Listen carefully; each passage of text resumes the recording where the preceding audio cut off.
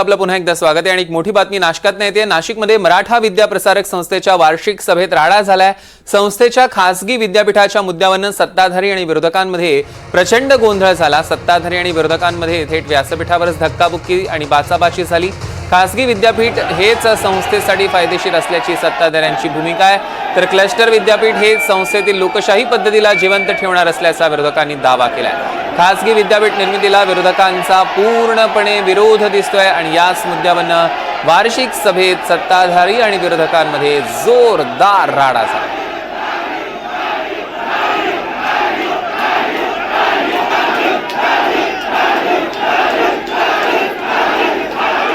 या संदर्भातले अधिकचे अपडेट्स आपण घेणार आहोत। प्रांजल कुलकर्णी आपले प्रतिनिधी आपल्यासोबत जोडले गेलेत। प्रांजल, सौरभ, मराठा विद्या प्रसारक संस्था ही खरं तर नाशिक मधील एक मोठी शिक्षण संस्था म्हणून हिची ओळख आहे।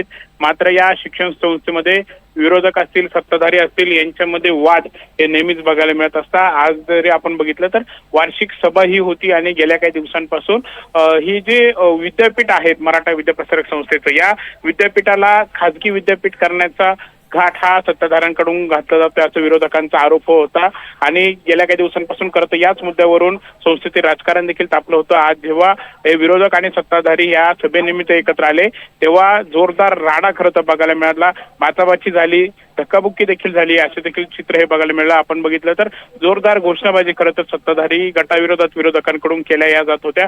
मात्र त्यानंतर ही सभा जी आहे ती सभा थांबवण्यात आली आणि हा वाद जो आहे तो नंतर मिटल्याचं बघायला मिळालंय। मात्र एकंदरीतच या विद्यापीठाच्या खाजगीकरणाच्या मुद्द्यावरून सध्या चांगलाच गदारोळ जो आहे तो या संस्थेमध्ये बघायला मिळतोय।